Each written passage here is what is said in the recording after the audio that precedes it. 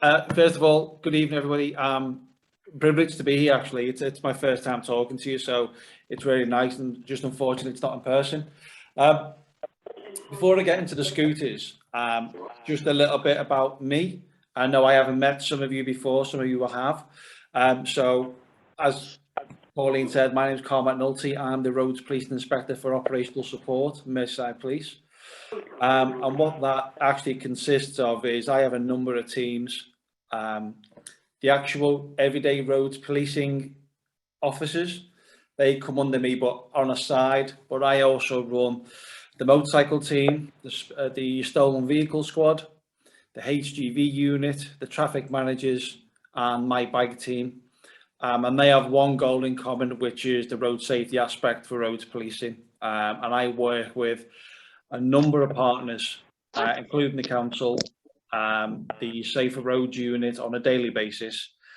We look to combat everything that shouldn't be going on the roads. I'm also the person who brought in to the roads policing unit our Matrix Vehicle Enforcement team. I don't know whether you've heard that this last couple of months, which is the new MVET team, which is our high-powered vehicles, but roads policing vehicles, but they also go and do our county lines, but they also do a lot of work on our road safety aspect as well. There's a reason for that, and the reason why I bring them up, because a lot of people are highlighting the fact that really nice looking vehicles, you know, going out looking all nice and lovely, but there's a big element in their workload, which is enforcement. And that is particular attention to road safety as well. So whenever you see in the news about the MVET team, please don't think it's all chasing cars and, you know, getting into high speed pursuits. They also got a huge impact on road safety. And they do a number of border type operations, which doesn't normally get a lot of policing in order to combat speeders, drink drivers, stolen vehicles. So that's what we do as well. So in the last couple of months, it's been busy. It's been extremely busy for us. I think the world has come alive again post-COVID. We've had a number of ongoing issues which we've tried to police as well as our normal everyday. So things that we've been getting up to. Particular attention I've been paying attention to our road network in regards to our HGV unit. Got a real close working relationship now with a regional HGV unit, and we are looking at particularly dangerous vehicles on the road. We're looking at doing load safety, driver hours, but that has also stemmed now into dockside operations as well. Because what we were finding is that a lot of HGV drivers, a lot of white van drivers, but also normal car drivers who are coming in on the Irish ferry, coming in very early in the morning or quite late at night after doing extraordinary hours. I'm getting involved in slight collisions or slight issues on our roads in Merseyside. So minimum of 3 times a month now, we are doing dockside operations where we've actually got police officers, road police officers, working with border force and everybody else. And we are actually visible at the docks. People going onto the roll-on, roll-off ferries as well as coming off. We're checking, obviously, that everything is legal. That has been particularly really good with regards to things that we get back. We've taken over 15 HGVs off the road, which were just not safe to be on our roads in Merseyside. We've banned a number of drivers because they were well over their driving hours. So it's having a real impact on road safety, and we've started to see now those slight collisions, those slight issues falling quite rapidly out the way. So it's having a real big impact. It hasn't been all good news with regards to the road safety. 2019, 2020, our figures were slightly skewed by COVID. Unfortunately, with the world coming alive, we've seen a number of unfortunate accidents on the road. I can't go into too much detail quite this second, but I've got an update from Stuart who runs that side of the world. So August to end of October this year, unfortunately, we've had 9 fatalities on the roads of Merseyside, which did include a double fatality in the Birkenhead tunnel, which was extremely sad. And we've had 6 collisions in Merseyside over the same time period, which has resulted in serious and life-changing injuries. All of them are currently live investigations, which are going to take quite a long time to get through.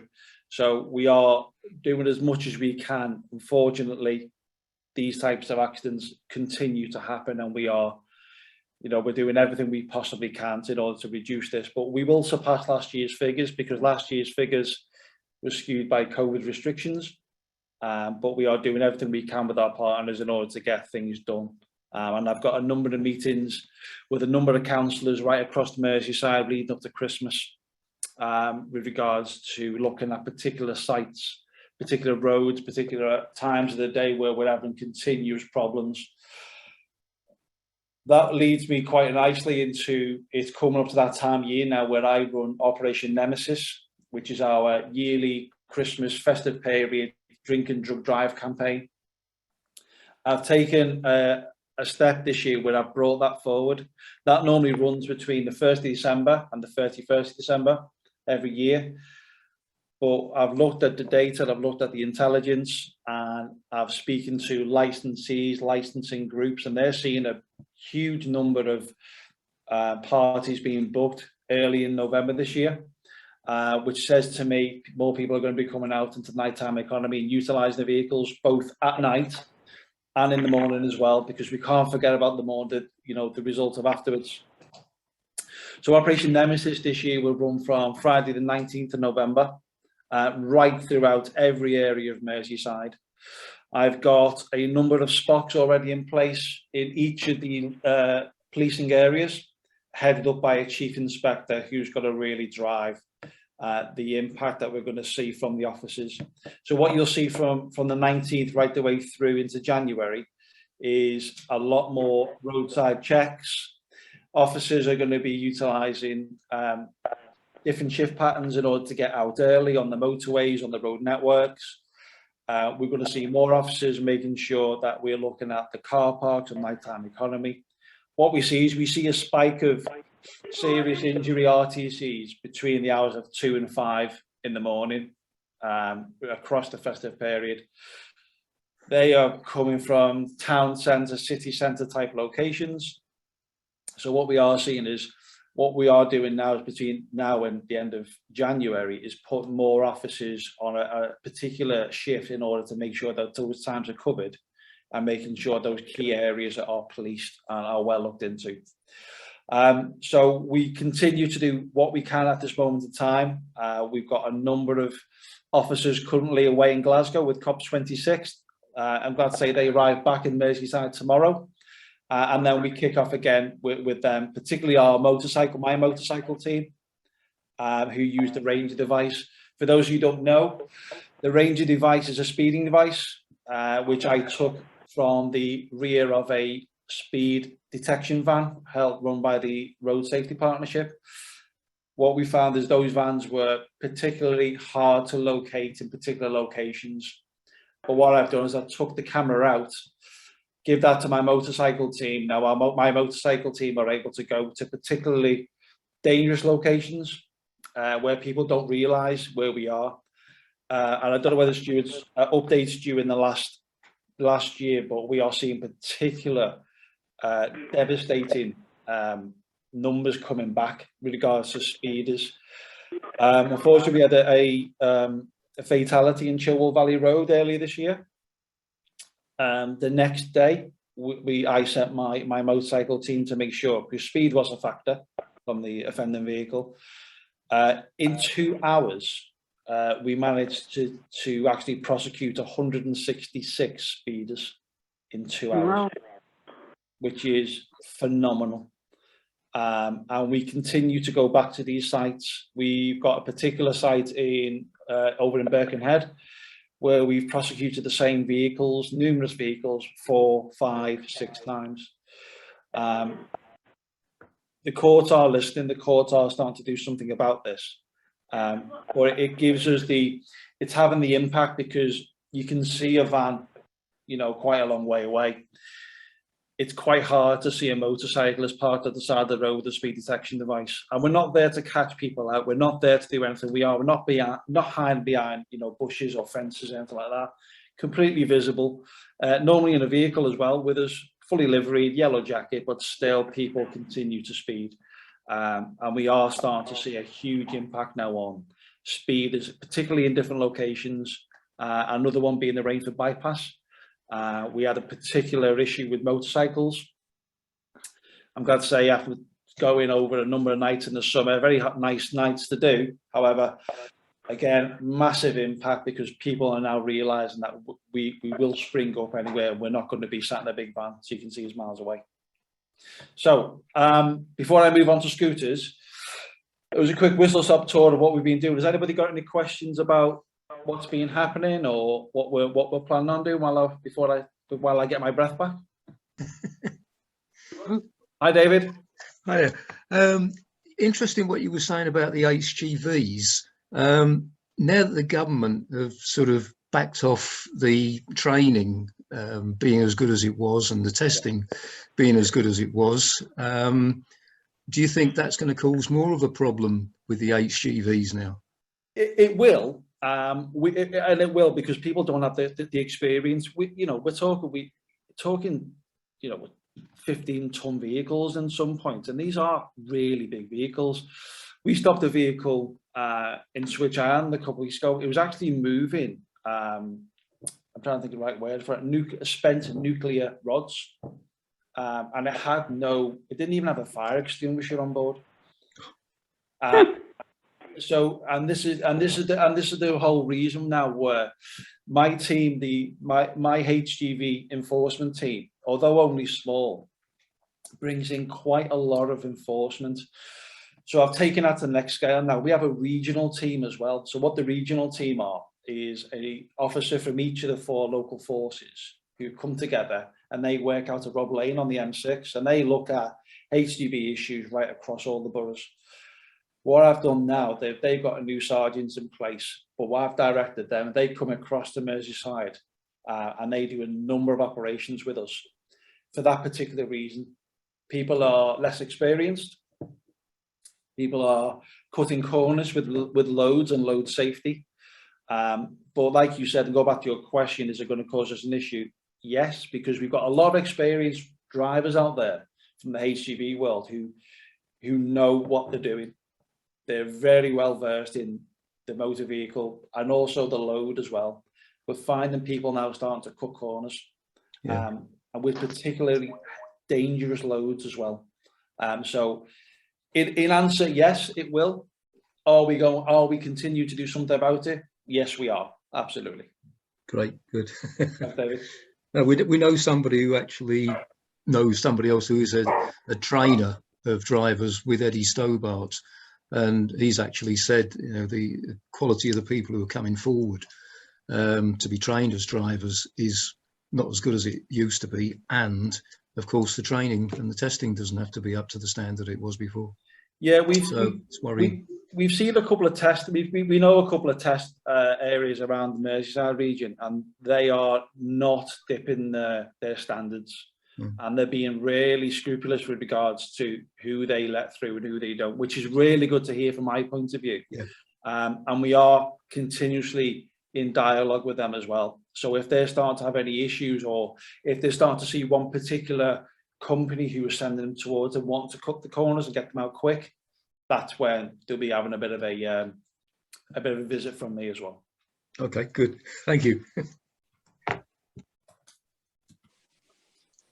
Anybody else?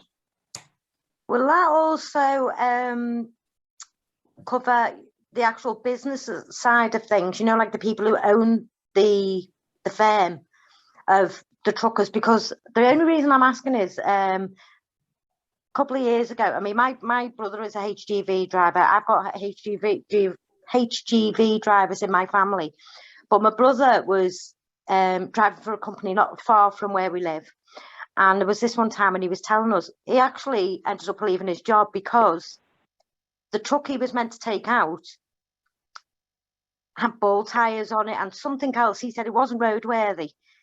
And his boss or whatever basically turned around and said, "Oh, just do the job, you know, just don't take it, blah blah blah," like this. My brother refused and turned around rightly so and said, "Nah," he said, "it's not your license, it's mine." Absolutely. And I just thought that was a bit of a, you know, a lame attitude to take towards the drivers of these, like you say, they're not, a car's bad enough, but I mean, one of those big trucks is, but you know, I'm just wondering if they are being looked at, you know, the companies with these trucks. Yeah, absolutely. There's a two-tier approach to these issues. One, we have to look at the driver. We have to, because that's the person we're dealing with at that moment in time. We also, you know, we're human. We understand there's pressures put on them and everything else. We look at the severity of what's going on, obviously, and it's up to the court to decide what they want to do with that, because we can't let people just get away with everything, because otherwise we get nothing done.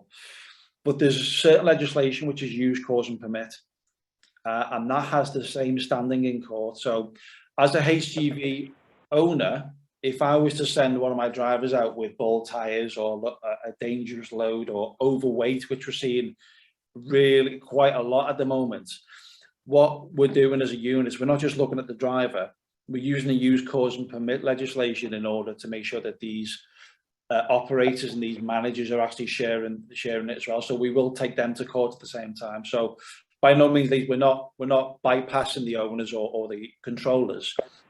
We're actually going for them as well, because they've actually forced that person out. And sometimes the drivers will actually say, well, you know, if I got told if I didn't take it out, I'd lose my job. That to me is straight away use, cause, permit, and we'll be going for that person because they knew it was in an unsafe load. So to answer your question, we have to look at both sides, but yes, we are not bypassing these controllers by any means. And we're seeing quite a lot of this coming from on the Irish ferry as well. So we'll keep that going. Yeah, that's what they said to my brother. I mean, basically, it was just get the load out. You know, just drive the truck. It doesn't matter. Stop being a wuss, basically. And but my brother knew that if he'd got behind that wheel, he said, "What?" You know, he said, "One," he said, "there could have been an accident." He said, "But two, if he'd got pulled by the police, he knew he would have been done." So he said, "No." He's now moved jobs. He's working for a different firm, which it seems a lot better. Good for him. No, that's good. So I hope I answered your question. I hope it was good. I hope it was good news. Thank you. Any more questions? Yes, well, not so much a question, but a fact. One of our members, who's an A&E doctor, her father was very sadly killed by an HGV vehicle who was reversing. So you can imagine her dismay when she heard about the proposed changes. And several of us did write to our MPs. She has had a response from her MP, but I'm still waiting for something other than an automatic response from my MP, which is extremely disappointing. I know they're very busy people, but they do employ people to help them. Absolutely. But it is a great cause for concern. And I'm pleased to say that Petra, who is one of our members and vice chair of our trustees, she is a journalist and she did interview Denise, and they published an article about this. And I would like to think that the DFT will listen to the voices of people who have been at the sharp end of what relaxation in rules could mean. And I was pleased to see yesterday that there's been a call for smart motorways to be halted for the time being. So hopefully some of our protestations are being listened to, but it's not always the case. No, and it can take a long time as well.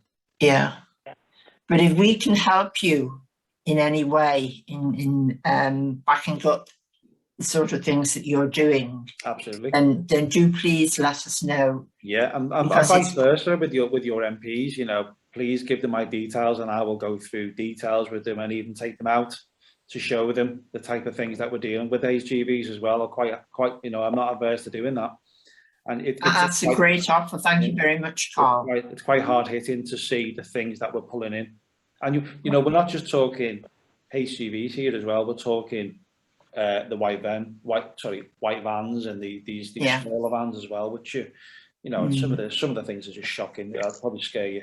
But but no, please send them my details, and I'll happily meet with anybody, because I'm quite open to the fact that people pay a lot of lip service to road safety, so we need to make sure people are actually aware of what's going on. Because that's the first issue.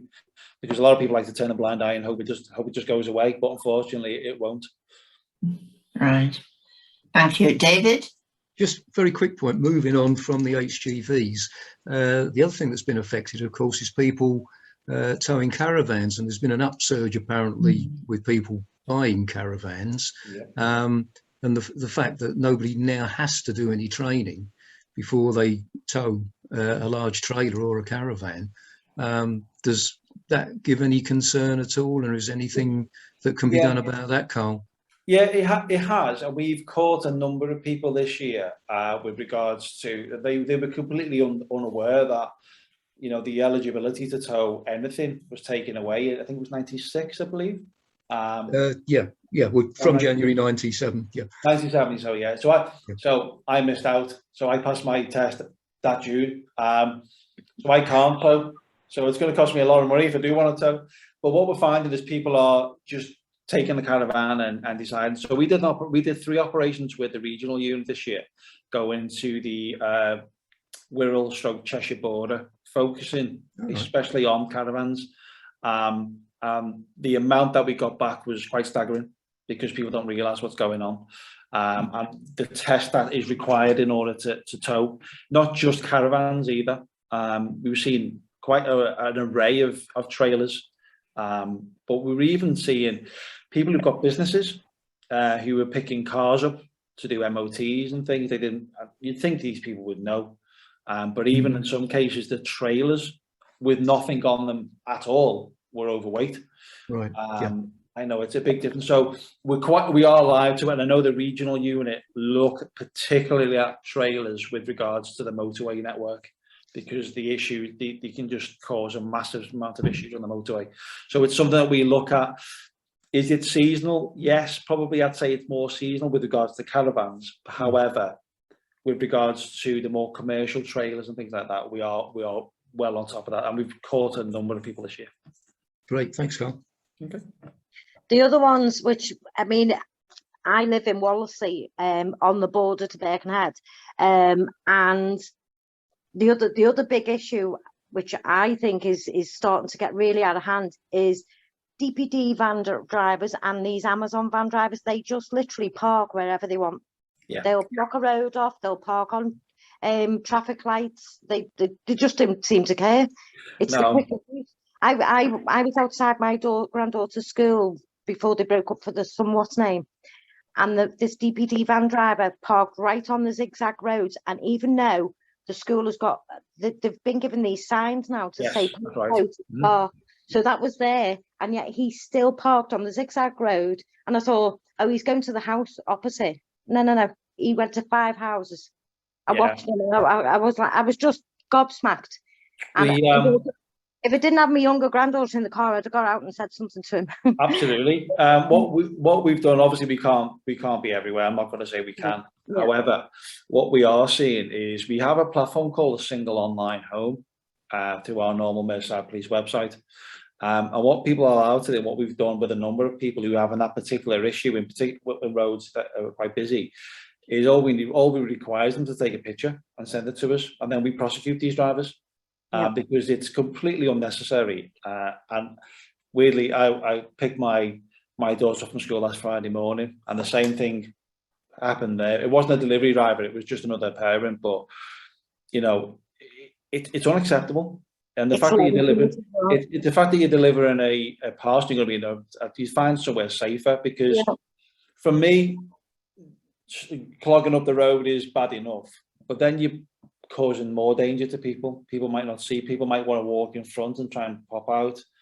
Causes more of an issue. So we've been really pushing the Single Online Home now with our RTC admin units. They are prosecuting a number of drivers just based on a single picture. Yeah. Because it shouldn't be happening. We also see a rise in that, while I'm on that, with regards to cyclists who record their trip home or wherever they're going. They get cut up by vehicles, or some quite angry motorists with cyclists and motorcyclists, and we've prosecuted hundreds this year based on the footage sent in. So although we're not there and we can't deal with it, and it's nice to send a local officer down by schools when there's a big enough issue, but just having that other reporting methods is a huge effect on some people. And we've got a SPOC. I've made a couple of roads police officers SPOCs, and they deal with particular delivery firms. So we've got one for DPD, we've got one for Amazon, and they are constantly going in, driving the messages, making sure the drivers understand what's going on. Unfortunately, we're going to see a massive influx of drivers now for Amazon and everybody else come to Christmas. Yeah. So it's going to be continuous.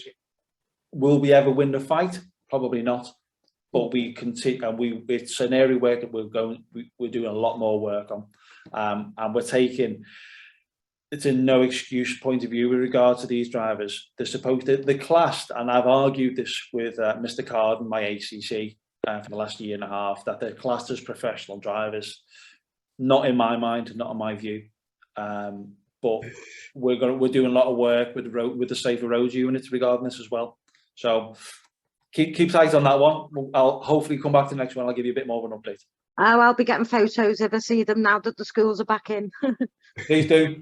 Please do. Very quick one. Does the taking the photos also apply to pavement parking? So yeah, or is that a more difficult one? Yeah, it is one, because it's not enforced by the police. It's a council issue, the pavement parking. That's what I thought.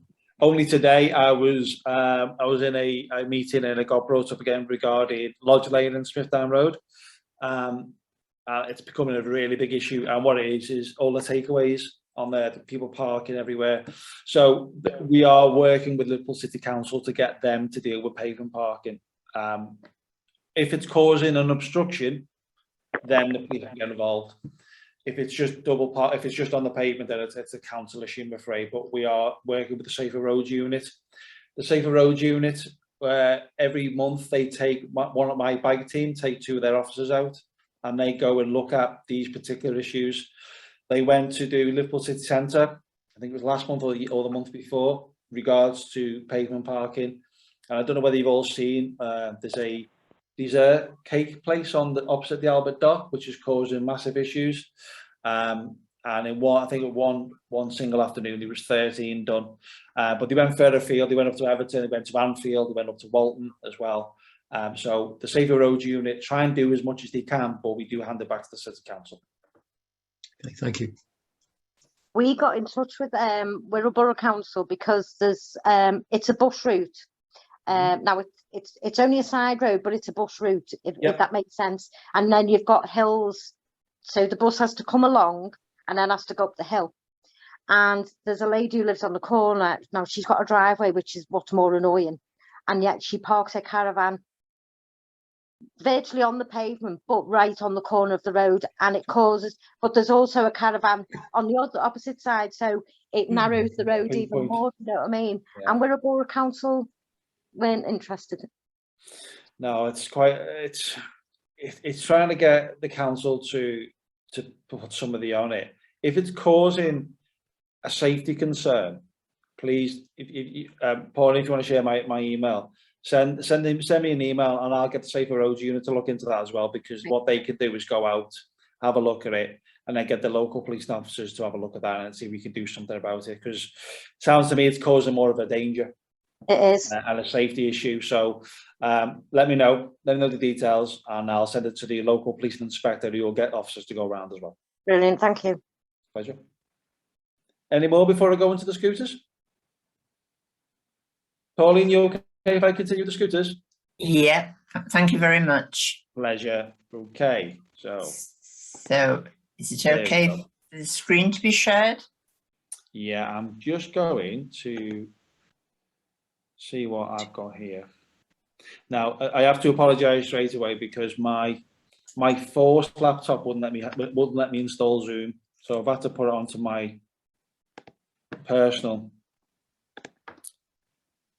Excuse me 1 second. While I'm clicking away in the background, I'll just continue. So now it won't let me do it, I'm afraid. Is that come up at all? Oh, hang on 1 second.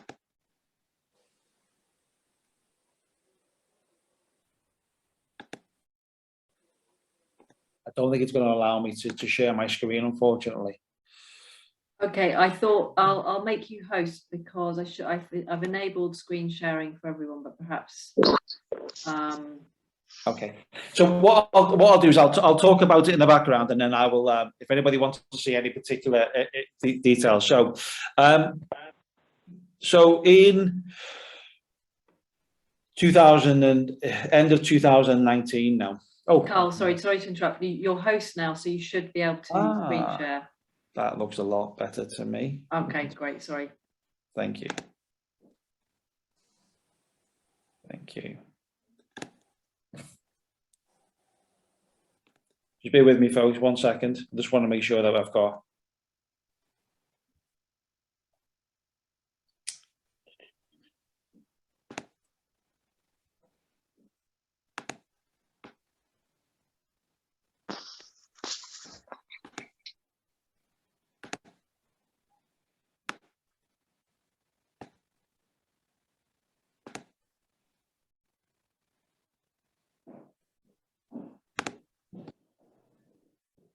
Everybody see what's on my screen, which is the voice scooter?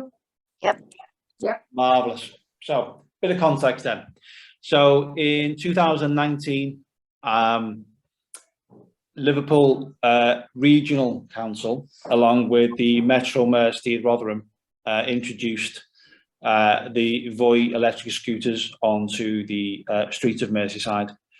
Put on as a pilot.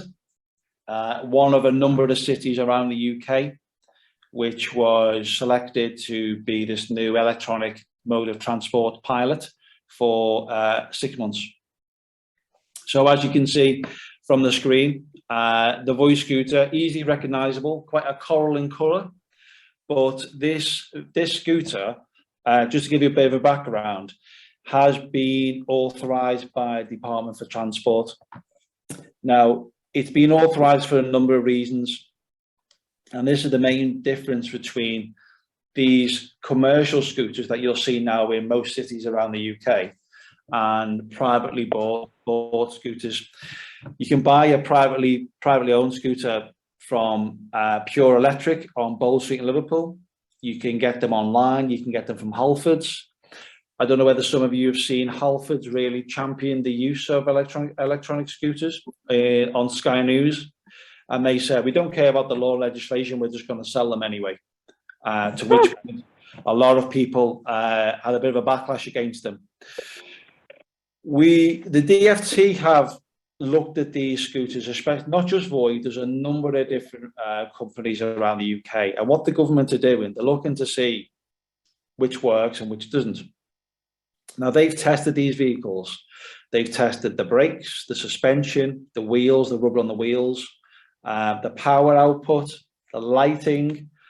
And then, I'm going to say quite brash, they decided to put 600 of them on the floor on Merseyside overnight. As you can imagine, that day was probably one of the darkest of my career, which was quite scary.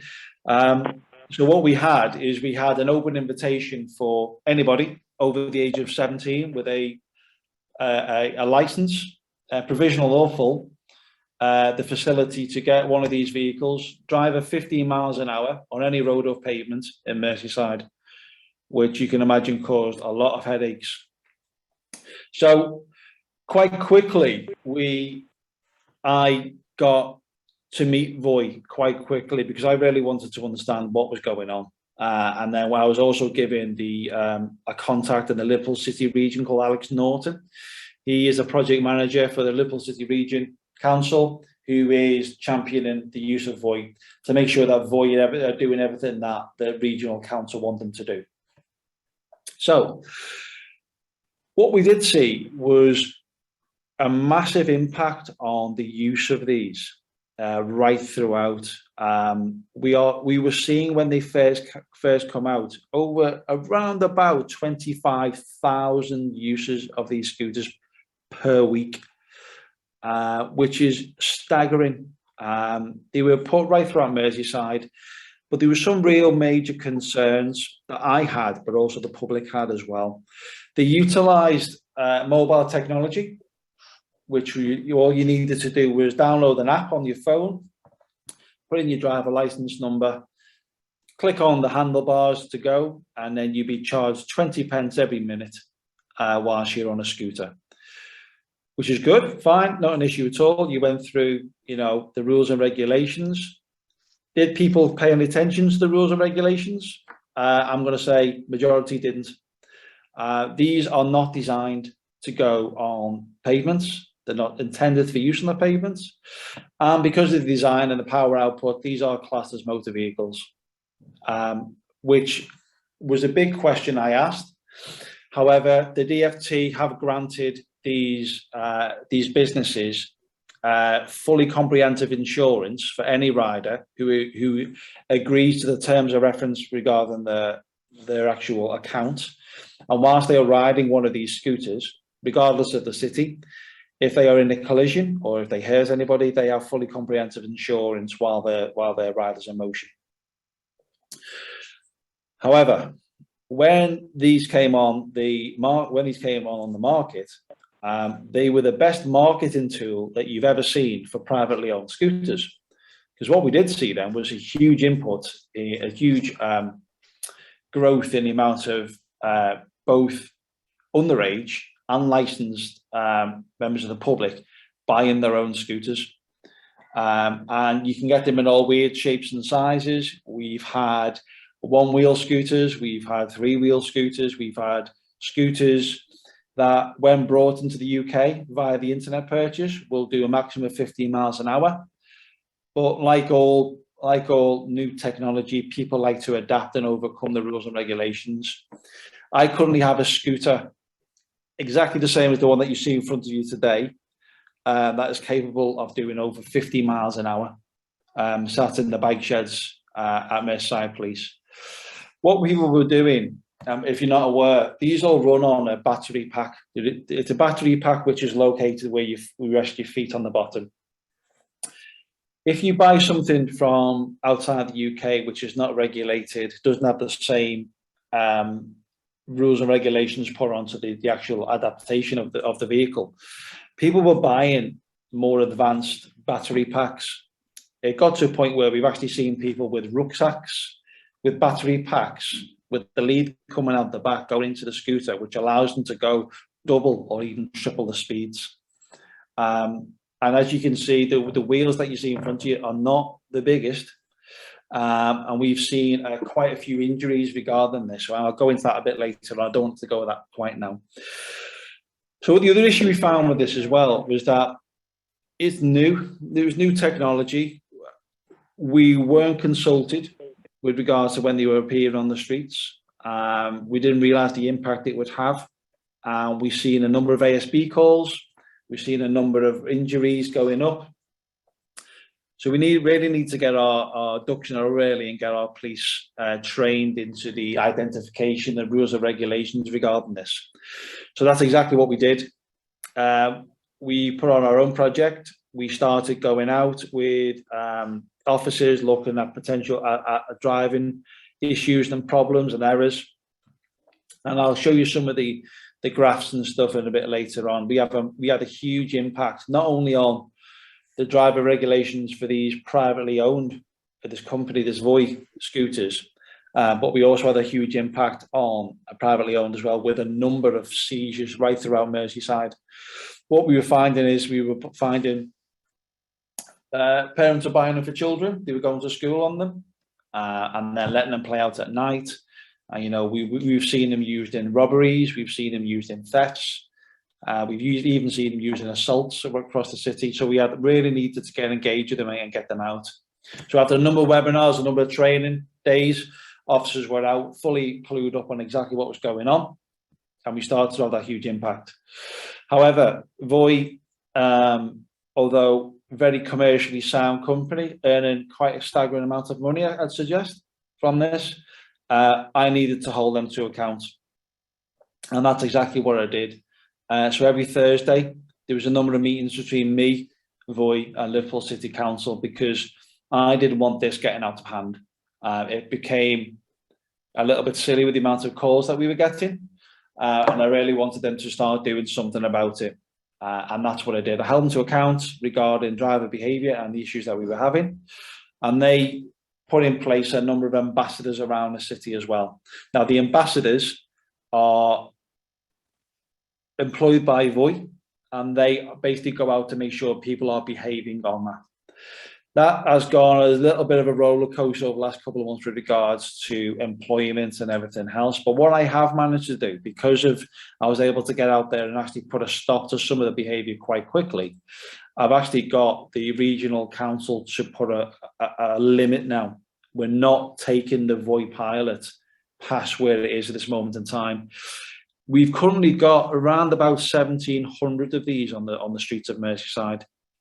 They still have another 2,000 of them that they want to put out, which I've put a stop to. And I'll go into a bit more about the law and everything else a bit later on with regards to that. So hold them to account had a major impact on them, because they started to realise the impact that it was having. It was quite easy for me to show them as well, because what we saw was a rise in ASB calls, dangerous driving calls, collisions, but also quite staggeringly, people don't realise that because these are motor vehicles, drug driving and drink driving also went up as well. And we've also had a number of people prosecuted over the last couple of months, which I'm really glad to say, because it's great for me if people are doing what they should be doing. That if you get on one of these with drink or drug in your system, it's the same as driving a motor vehicle, it's the same as driving a car. And we have had a number of prosecutions, and I'm glad to say have met with the CPS and the courts themselves. What I didn't want them to do was take a lenient approach, because people need to learn, people need to, is it going to be a bit of a scaremongering? Yes. Did it work? It has worked to a point, but we need to keep that going. We've seen students locked up for drink driving, unfortunately, with over 3-year bans and over £3,000 fines for the court processes. And that's had a staggering impact, to the point where student unions and universities are actually going to students saying, listen, you need to learn. That leads me to the next point, really, which is the Void themselves and the interaction that they needed to do, because what they thought, what the public thought as well, was this is now a motor vehicle, therefore it's a policing issue. I get that to a point, and we will enforce the law and we'll do what we can. However, what we have done is put that emphasis on them to go out and make sure that they are doing the partnership working as well. So because of the issues that we brought to their attention, they do a number of safety days throughout the year where they give out safety equipment, make sure people are riding them properly, but they also engage with businesses, universities, higher education establishments, colleges, to make sure people actually understand what it is that these are potentially, the serious injury can happen through these. We do a little bit ourselves, but I want to put the emphasis on Void, because you can't just dump a new motor vehicle on the streets of Merseyside and go, police, over to yourselves. We put a number of marketing, a number of social media posts out. What we were finding was, because I was really drumming on the fact that people need to behave on them, essentially. It's not it's not an arcade game. You can't just go between lights, and you can't go through red lights and through traffic. We've started to have a bit of a backlash on us, so we took the approach that the Liverpool City Council needed to take the lead on that now and start doing some. But what we will do is we continue to enforce. So my operation, which is called Operation Mute, is still in progress. Officers are out daily, nightly, and really pushing on that. But we've had some really big wins with regards to Operation Mute as well. I was really concerned with regards to the spike in drug and drink driving. So I actually got a number of representatives and took them out in an unmarked police vehicle, just to show them that they don't get the full picture while sat behind a desk listening to me just talk. about issues that officers are having in Liverpool city centre and the wider region. And it's worked quite significantly now, because what I've been able to do, and I'm the first, I'm not just patting myself on the back here, I'm the first police inspector who's been able to stop the operation of scooters at certain times. So in Liverpool city centre now, after 9 p.m. on a Friday and Saturday evening, the use of the scooters completely stops. They don't earn any money, no scooter moves, and it doesn't move till 8 o'clock the next morning. That, as we are looking at pushing that out further over the next couple of months because of the nighttime economy with regards to Christmas. But that is costing them a significant amount of money, and something they've had to back down to quite quickly because the evidence was there for the operations that we've done. Also, with regards to public safety, I had a real issue with just putting a scooter on the road. So what I've done as well is we're working with VoIP, is we've put a bit of a board together, which representatives from the blind and deaf community, and really listen to the impact it's having on people. If you didn't realise, the voice scooters, when they first came on board, were able to just, wherever you wanted to stop the scooter and end your ride, you could literally just dump it on the side of the road, which was having a real impact. The streets were cluttered, people were falling over them, people couldn't hear them coming behind them. So what this collection of people were allowed to do was say, well, I represent the blind community, I represent the deaf community, I represent whatever community. Listen to our concerns, listen to our safety implications as well. We are, unfortunately, an elderly lady who tripped over one, didn't realise it was outside her actual step in Wavertree. So they've listened, they've done that now. So what we've done now is we've moved away from what I call it, just dump it wherever you want and leave. They now have got specific parking bays where they have to put the vehicle, and then they also have to take a picture of that in order not to be fined. Because what we're finding is, if they were dumping them, there was no repercussions. I've actually talked with Voy, and it's a financial implication now, where if they don't put it in a safe place out of the way, they get a 24-hour ban, and they also get a £15 fine as well on top of that. So there's a number of things going on with regards to Voy, which I keep pushing with them. So we also looked at the busy regions of the city as well. I'm not just talking Liverpool city centre here, because a lot of it's focused on the city centre. What I was really upset about was that these are silent vehicles being utilised on the pedestrian ways. So what we've done now with Voy, they use something called geofencing technology. So it reacts with a number of satellites above, and it can tell you within a couple of inches where it is in the city. So what we're able to do, what I've been able to do, is block off complete roads which were completely unsafe for the scooters. We had numerous reports of people being hit from behind, having close calls with people, whizzing past where they should do. So we've put two things in place now.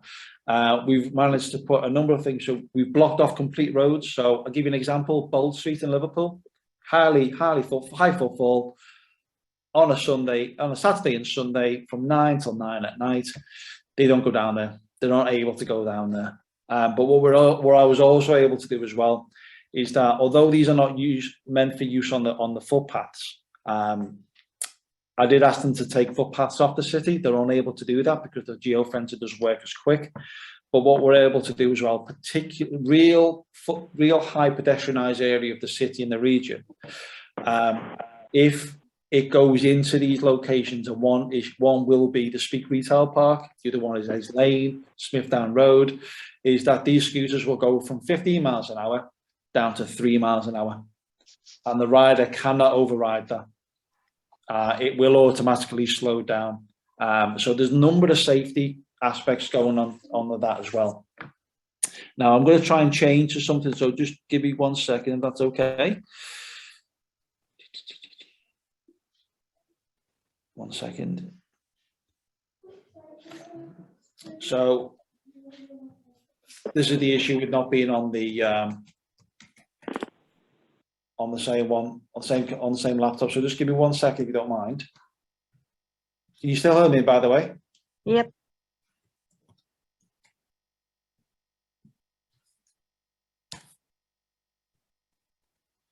So let me just send one quick email across to myself.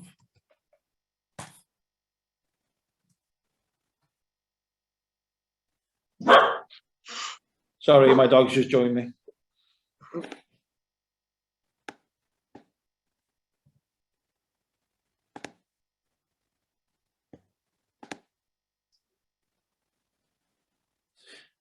Okay, so while that's coming through, can you all see what's on my screen?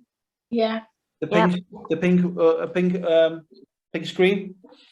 So what I wanted to do was really put Voy to task really about the information that they shared. They're a private company, and some of the things that you can see in front of you are some of the things which I've asked for, and it just shows you the type of usage that these scooters are getting. You know, we are the first city to have a electronic scooter pilot in it, which has gone over 1 million kilometers, which just shows you the amount of people that are using them.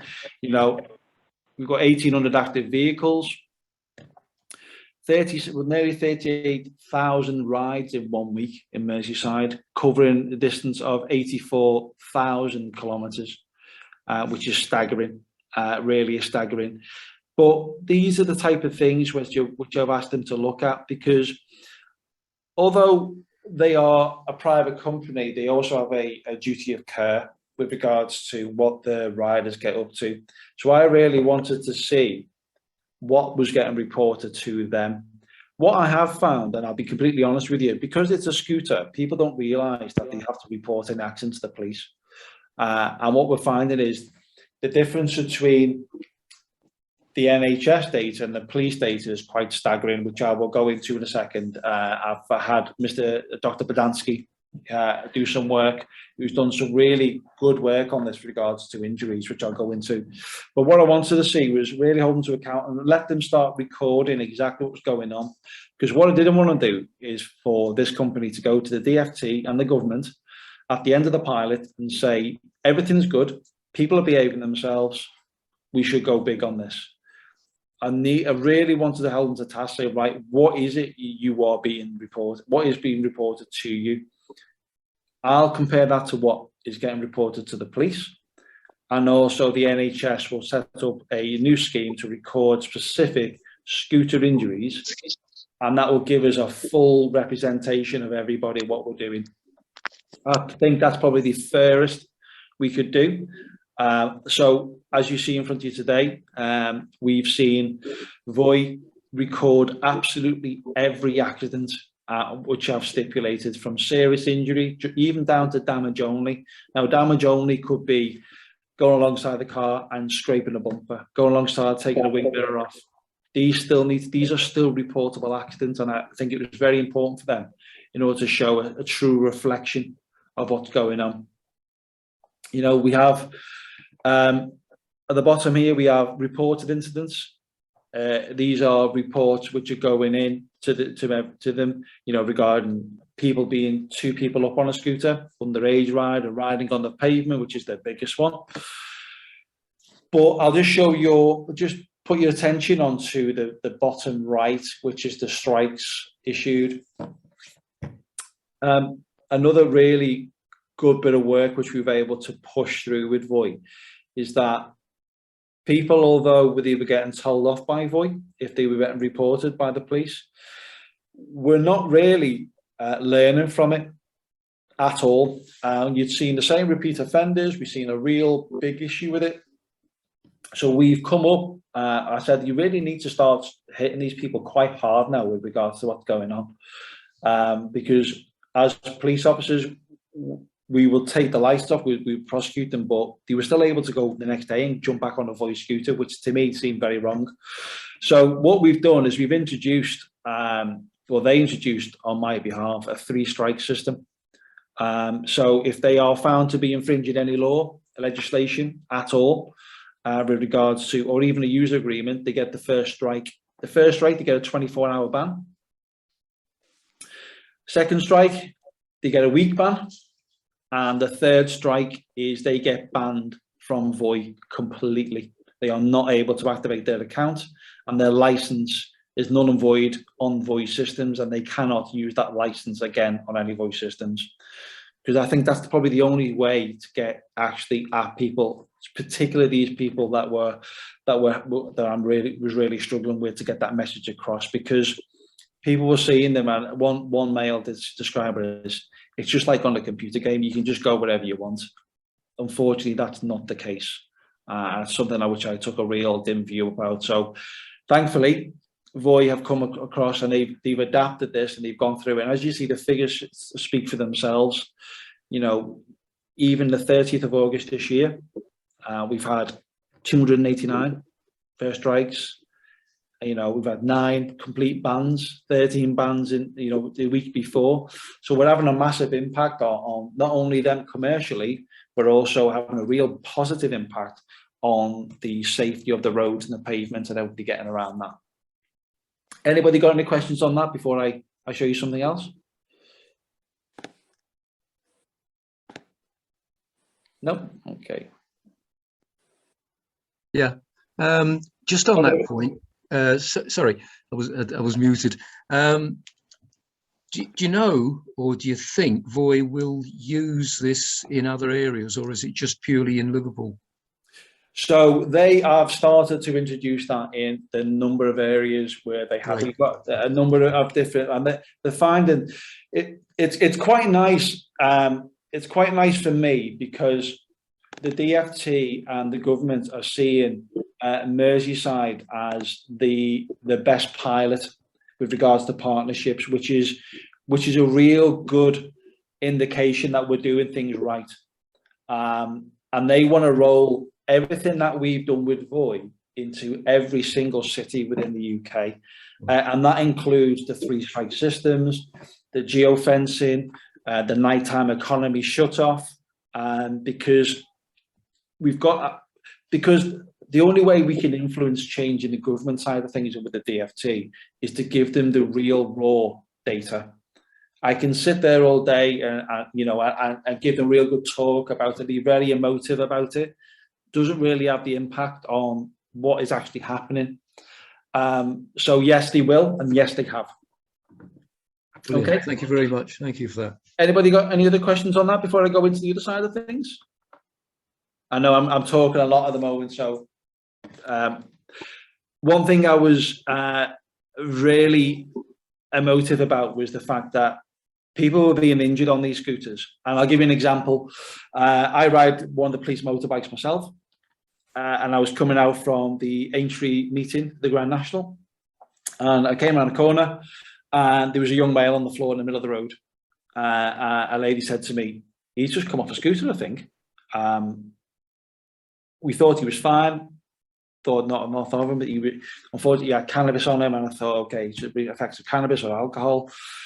But what we found was that when an ambulance came around the corner, actually was quite nice coming out of Aintree themselves. He was found to have a ruptured liver, and he was very, very, very, very ill, and was likely to prove. Luckily, we got to him in time. He was whisked into the local hospital. He was literally around the corner from Aintree Hospital, and he was in surgery within an hour, which saved his life. But for that reason, I felt it was really imperative that we get a doctor's side of things. So, you know, we work with the NHS, and the stuff I'm going to show you now is from Dr. David Bodansky, who's a traumatic and orthopedic registrar, who'd already noticed an influx in the amount of scooter-related injuries through A&E. Now, it's quite nice in Merseyside because even if any of us go into a walk-in centre and we update our systems, it updates all the systems at all the hospitals. So in Merseyside, it's quite nice for this. So what he's done is he's set up a data gathering project which looks at particular influences of scooter-related injuries. And he asked some really pertinent questions as well. Questions that people wouldn't answer if I was sat in front of them as a police officer, such like, at the time of the accident on the scooter, was it a voice scooter or was it a private scooter? Were you under the influence of drugs or drink. And people are being quite honest and open with them because it affects the way that they then get handled by on what medication they can be given. And what he's finding is some staggering statistics, which he's now taken back to government. And they've seen this presentation themselves. And I'll go through it quite quickly with you.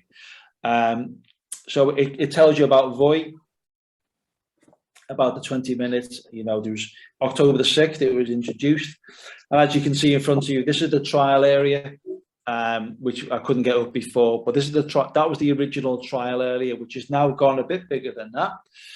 And then there's some of the rules that you already know. So over 18s, you're not allowed 2 persons on, you're not allowed drink or drugs. And helmets are not stipulated, they are just a recommendation with regards to the VOI or any other private scooter. So what he wanted to do was look at the types of injuries, and he took a very small contingent. So he took 51 patients between the 6th of October and the 5th of May. 26 were females and 25 of them were males. And they had an average age of 26 and a half years. So what we were finding is, thank you. What he found was that we have a real surge in upper limb injuries that were never reported to the police, never reported to us, and never reported to VOI. So they didn't know anything was going on. And as you can see in front of you, the main areas of concerns was the wrist, the thumb, and that area, but also really, really significant injuries with regards to that. So not just fractures, but real bad dislocations where the bone would protrude, really bad breaks right throughout the hand area. And as you can see there, that's just one of the examples which is set up, but that gives you, because there's only one way to fall off a scooter, unfortunately, and that is you've got nothing around you to stop you going on. But what he also found was significant injuries with knees, shins, which was seeing a huge impact on the NHS with regards to outpatients and real necessity to be in A&E. So out of the 51 patients, the VOI accidents were 26, and privately owned was only 13, which was good. Alcohol at that time was only reported in 4 patients. That is now significantly higher with his updated data set. And then obviously you see there in front of you, 1 patient was actually struck by a car. But he's going into really pertinent details like what time of day, what type of the weather was, and even into the point where he was asking people like, where were you when you got hit or your injury? Were you on the pavement, on the road, in a car park? So he's really getting some really good data, which we wouldn't get, which is having a massive impact on what we want to do. So then it goes into more injury rates. You know, there's at that point, we were just under 1 million kilometers ridden. But as you can see there, the graph says for yourself, right, the injury rate is climbing as the rental goes up, and that has continued to do so to this date. Not just private, but also on the VOI themselves. But it is still lower than bicycles at this moment in time, which seems to be an argument coming from government saying it's still safer than bicycles. Doesn't mean it's acceptable, but it is something that they're doing. And then it goes on, and I can share this with you if you wish as well, just so you can have a little look, because it is open to the public. But he's even going into heat maps for the city, you know, where we're having our major issues. That gives us more drive to send the police officers to those locations to deal with them. And he's doing comparison studies on bicycles to make sure that it doesn't seem to be just a gang up on VOI. So there's a lot more going on there. And he's going to keep doing this a lot more with regards to the VOI, but he's now got a voice nationally, and he's having a real significant impact, like I said before. But he keeps reporting to us, to the police. He reported a couple of months ago, unfortunately, we had a fatality on one. It was a privately owned scooter on private land in someone's garden, which we had no idea about it. So this is the type of partnership working which is being celebrated by the DFT and the government. Was that a question? No? Okay. So as you can see, we've took the approach now with scooters that we can't just take a single enforcement approach. We need so many different partners, including the NHS.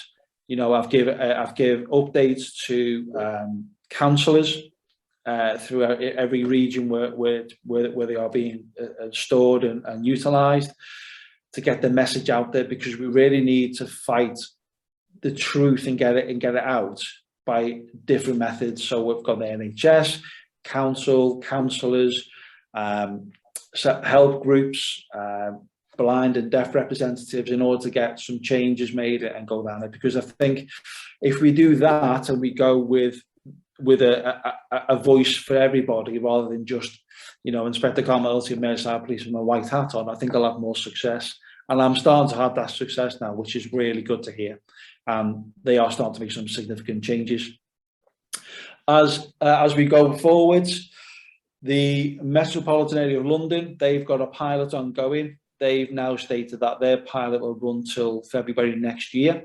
After that, we will then see the evidence base put together for government to make some changes to legislation and law. Unfortunately, we're not going to see any legislation or law changes until that time. So probably by next Christmas, we probably might be able to see the inklings of what we might be seeing.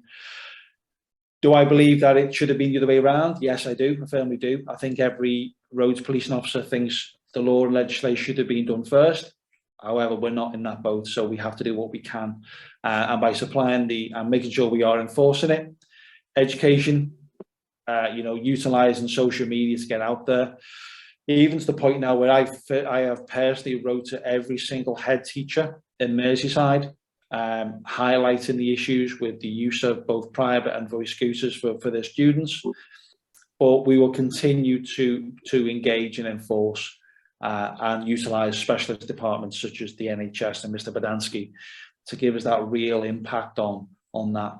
Just as a side note from that as well, Mr. Badansky is not only is he looking at that was his original study, which looked at fractures and bones, but what we were able to show as well, he was able to see a huge rise in liver and lower abdomen injuries as well, which has a significant impact on trauma necessity in the cities as well.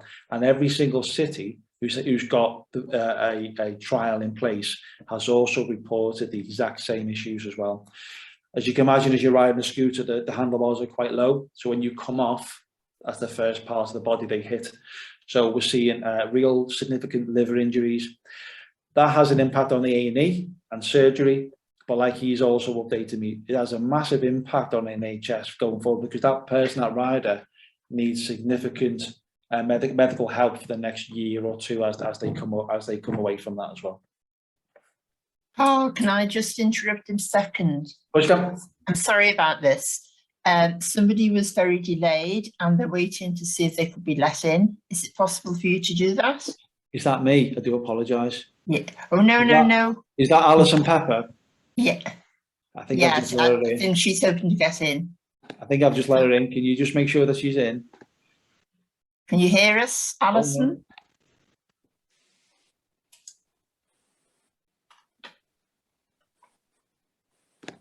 Let's see if she's there. Yes, she is. She's connecting. I'm sorry to have interrupted. No, that's fine. Thank you. It gives me a chance to wet my whistle. Hi, Alison. Thanks for joining us.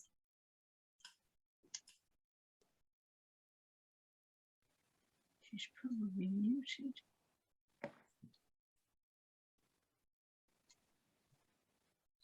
Is she there? You okay to me to continue?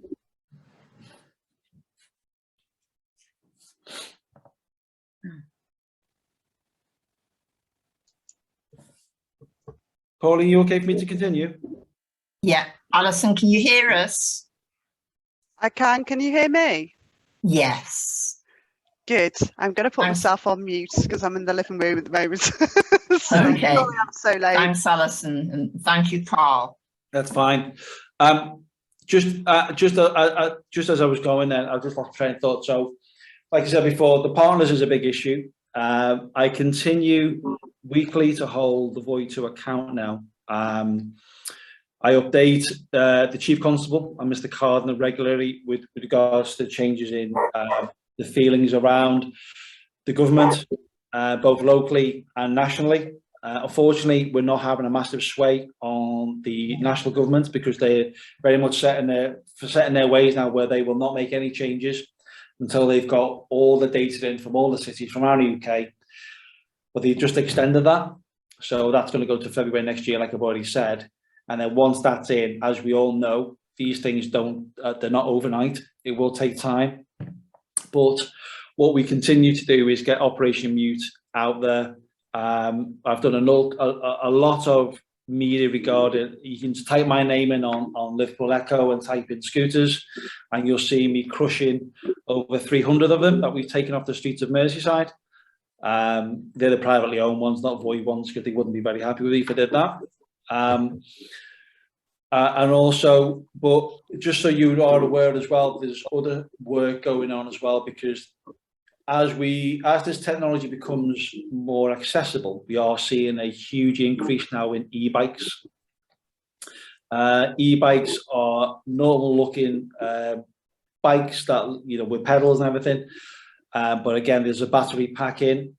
And I've also taken one of these out to schools as well. As part of my bike team, go out to schools to give a talk on the use of off-road bikes, scooters and e-bikes.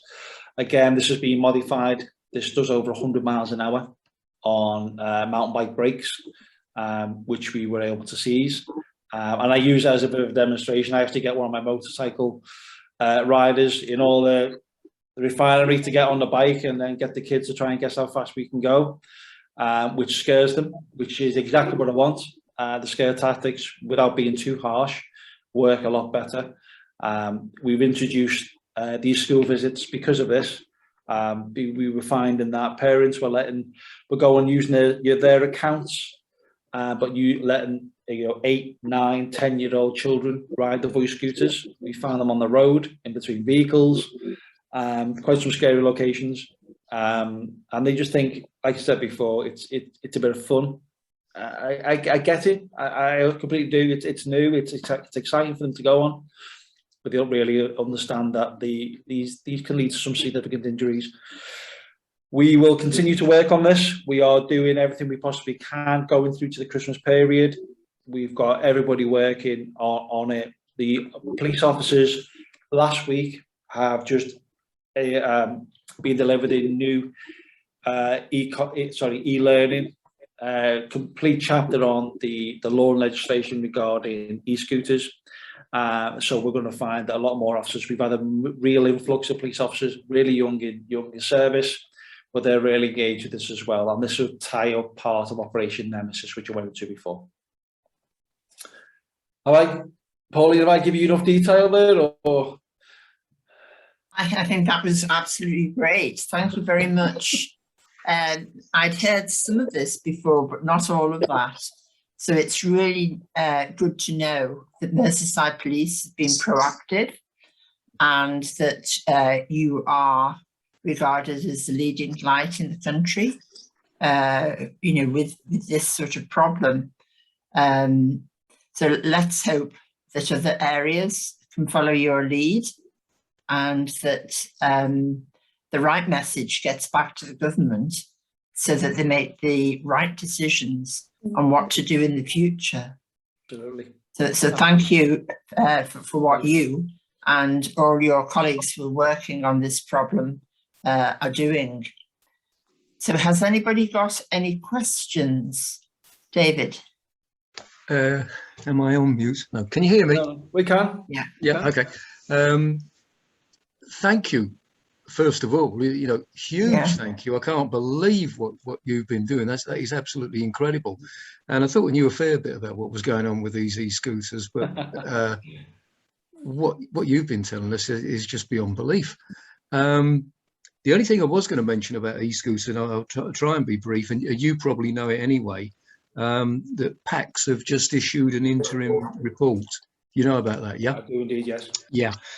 So again, as you know, they're very concerned about the fact that the safety standards that are there with the rental scooters are nowhere there with the private scooters. And of course, this is to do with the fact that the government is looking to pass legislation and make the private ones legal. So I'm just trying to look for a brief little bit. The only thing I would just, I'm going to cut this completely because you've done so much. But David Davis of PAX has actually said that decision when it comes by the government should not be on the evaluation of rented e-scooters. And of course, that's what they seem to be judging it very much on at the moment because of the trials that are going on in the various cities. And the work that you've done and the work that, is it Dr. Badansky, did you say? Yes, yes. Yeah, or Mr. Badansky. We can only hope that this gets through to the right people and has the necessary effect, because I thought e-scooters were pretty terrifying, but what you've told us tonight, I'm a lot more scared of them there than I was before. So thank you, Carl, for I don't all know your whether to hard say that's a work. good thing or a bad thing, but I know what you mean. I do know what you mean, but I think it's, like I said before, I think we could have gone down a single route with this and said, right, we'll just enforce, which is good, fine, it works. But I think if we take the multi-tiered approach with getting the partners involved, Mr. Badansky, when I spoke to him about the data he was collecting, it was really important for him to collect the fact that it's not just VoIP, that's the issue. And he's collecting the data on the private as well, because that needs to have a voice too. So that on top of what my systems, the police systems, now they're geared up to record not just VoIP, but private and VoIP, so we can see the disparity between the two. Give that to go give that to when we start doing the evaluation. We'll have a bit more weight on them as well. Yeah, well, of course, the other thing is VoIP are not the only company that's renting them out. There are other companies in some of the other cities. So well, I went to, they need to be tackled as well. Well, they are. But I've had a number of meetings with colleagues from around the UK who want to find out what we were doing, and I met in particular because they've actually got 6 companies. Yeah. Different ones, and I was down there with my wife a couple of weeks ago, and you could go to a scooter rental area, and we had the choice of 5 different ones at the time, all different colours and different shapes and different sizes. So we need, and that's the issue.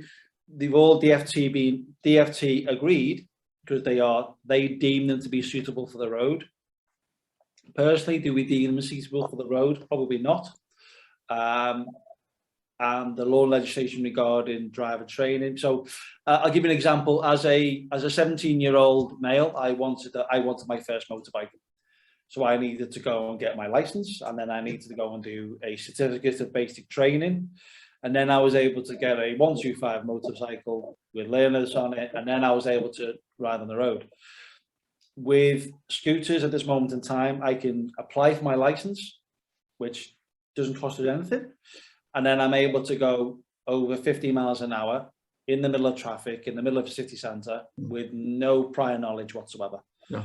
I'm not even passing the knowledge check. So it has a real impact.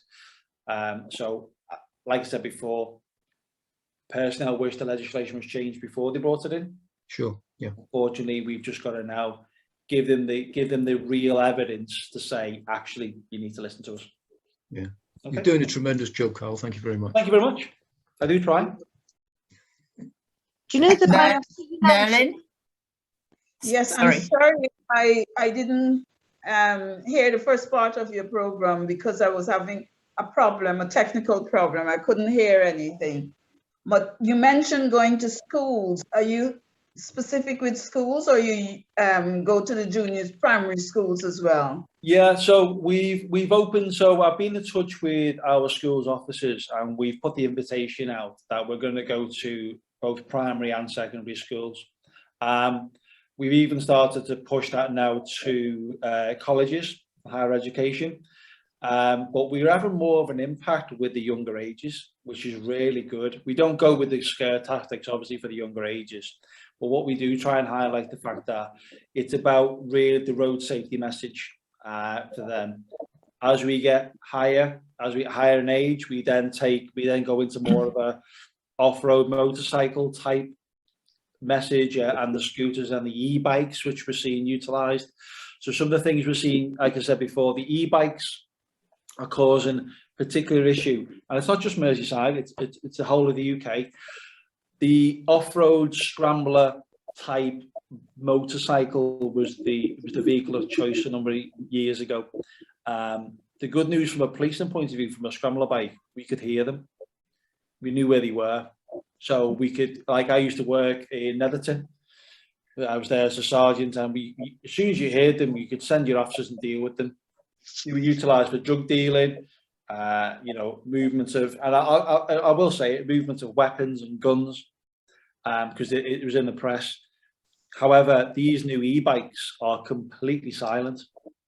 And like I said before, I've currently got one which is capable of doing over 100 miles an hour, which is staggering. So we really go into the fact that, especially with the A-level style as well, A-level age students, the real critical impact of the devastation it can cause. We're having a real positive message with them, because we're not just focused on them. Yes, you could be seriously injured or even worse, but the impact on your families, your friends, and that's having more of an impact with them, which is really good for us, to the point where our officers go do a bit of scaremongering, really give them the facts, and they're getting thanked on the way out by 16, 17, 18-year-old males and females, which to us is a really good positive point. Well done. Andy Ford? Oh yes, thanks, Pauline. Cheers, Carl. That's really interesting. I found fascinating the report by Dr. Badansky. Is that something you can share with us? Yeah, I can say if you keep it for your personal use, yes, I've got no issues doing that at all. That was his first study. It has gone. He's kept that going now for a number of months. So as you see now, we've got probably a year's worth of data. He hasn't given that an update yet, but I'll certainly share that one with you, no problems at all. That would be really good. I mean, just off the top of your head also, regarding the report, do you know what percentage of head injuries were caused as a result of these e-scooters? So the original study was seeing more forearm, wrist, knee and shin injuries and liver injuries. But we're starting to see, as more and more people have utilised them, it coincides with the types of accidents we're seeing. We were seeing at the beginning, people were seeing what I call as slips, trips and falls. So they were just falling off. We're quite steady with them. Unfortunately, now we've seen people go through red lights being hit by vehicles.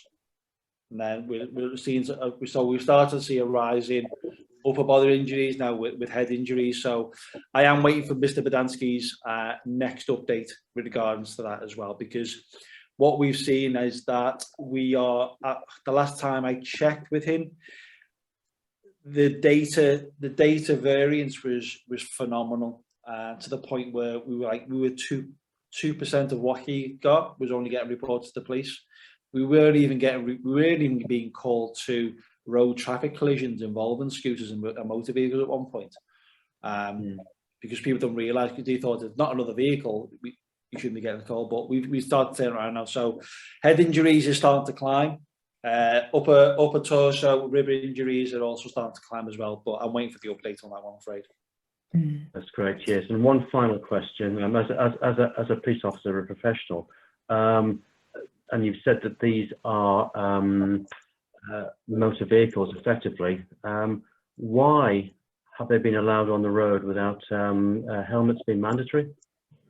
That is a question which I have asked numerous times, to the point now where the safety days put on by VOI, they've earned as a commercial company, they've earned quite a staggering amount of money from this, quite considerable amount, to the point where now I've said, right, safety needs to be #1 priority, and they've taken that on board, and they are now, anybody who signs up for a package or a number of rides with them gets a free helmet sent to their home address, because they realise what's going on. That's something that they've done. which I've been very thankful for. Whether people utilise them, I haven't seen many. I was in Liverpool city centre today, didn't see one helmet. But these are the types of things now that the government need to stipulate. You know, we at the very beginning of all this, I'll never forget this, gents, because I was on the motorbikes. I was down by Liverpool police headquarters, Canning Place, and there's a male on it's like a unicycle type. I don't know whether everybody's seen it, but it's a battery operated. You stand on one wheel. Now this gent had full motorbike leathers on, a motorbike helmet. His scooter was tethered to his waist by a chain, and he's been utilised now for about 3 or 4 months, and it saved him hundreds of pounds a month because of parking. And he said that some of us will take the full precautions, even had motorcycle gloves on and everything. So if it did fall off, it wouldn't go further than 4 feet from him and injure somebody. But then you look at that contrast for then to the summer, where we've seen people in flip-flop shorts and a t-shirt going through red light, going down past the Philharmonic through red light is quite staggering difference. So unfortunately, until they give us, the legislation to do it, then we can start hitting that hammer. But we're trying to do as much as we can. Thanks very much. Thank you. Andy, Petra has written an article based on the reports from Dr. Bodansky. So I'll try and find that and forward it to you, because it did make very interesting reading. I'm sure you'd That'd be find great. that. Thanks very much. Good. Thank you. Thank you. Any more? Sorry, I was just going to say, following on from David's comment, I've put the link to the PAX report in the chat in case anyone wants to read it in detail. Thank you very much. That's great. Thank you. Any more questions, Carl? No. Oh, Julie. Well, going back to the I think that the e-bikes that you were talking about. Now, my son-in-law bought an electronic bike. Now, his didn't go that fast. No. But he said to me, he said he thinks that there's 2 types of electronic bikes. He said some of them can go really fast. And I said to him, tell me about it. I've been on the road, and some of those bikes, they look like push bikes when you look at them, but they go faster than cars. Yep. Now, I can't understand, for their own safety, never mind anyone else's, why they haven't got to wear protective gear. No, again, this is something I brought up on a national level, because I brought up, and I'll give the reasons why. We've had a number of e-bikes utilised in crime, and we ride a 1250cc motorbike, which you normally see the police ride, the big fast motorbikes. We've tried to pursue some of these bikes, and they've left us for dead.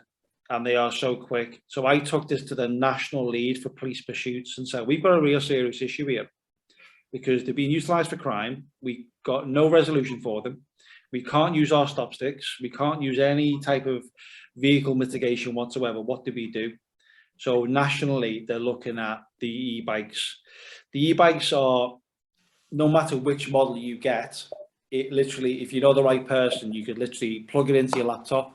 Within 5 minutes, you'll be unrestricted, and was it your son-in-law? Was it? Was it? Yeah, I think this was one where you've got to pedal so much, and then it'll go electric. Yeah, even then, if you know the right software to download and change the battery, they're still capable of doing over 60 miles an hour. I won't be telling him. No, please don't. In fairness, he's really sensible. But I mean, I have seen some of these bikes on the road, and they can go faster than cars. If they physically have pedals and they are classed as a bicycle, they are completely legal, which again, law legislation needs to catch up with. But I think technology is going a bit too quick for us. Yeah. Okay. Thanks. For a long time now, my son, who lives in Wavertree Road in Liverpool, he has been complaining to me about people on e-bikes, and he said, especially in the evening, he said they always seem to be wearing dark clothing, and they seem to appear from nowhere and are going at, driving at excess speeds. And he said how frightening it is to be in a car when somebody just comes out, comes past you on that. Yeah. So you've got a big problem to deal with all these things. Oh, huge. It is huge. Yeah. And They need lights on as well, because like Pauline just said, when you're driving along the road, I mean, you're looking out for other cars and everything else, and then all of a sudden this bike just comes alongside you at speed. I mean, so they need to, I would say, protective clothing and also lights like a car or a motorbike. That leads me to a point actually I forgot to make about the scooters as well, because we've seen a rise in people saying that we can't see the scooters, although they've got everything they possibly can with light to the front and back. So I've taken that again to avoid and said, we need to do more now. With regards to the bicycle lights on these e-bikes and stuff, again, law legislation is trying to, when we do get one, and we do, or if they think that they can get away from the police, they will. But it's an ongoing fight. I'm not going to say and pretend I've got the answers. I've gone to the National League for these things, and I'm waiting for them to come back to us and say what we can use. And they're going to use them, aren't they? Because they can get down the smallest of gaps in them. Yeah, it's got to a point now. I know some of you are aware that the stop sticks that we used that deflates tires in a safe manner. About 3 or 4 weeks ago, because of the work that we've done to say this is an issue, we had a number of e-bikes collected from the Northwest, taken to a runway, and it was tested with our spike strips to give the data to our National League to say, please allow us to utilise this equipment because it is safe when in the right manner. So there's so much stuff going on in the background. Well, thank you very much for all you're doing.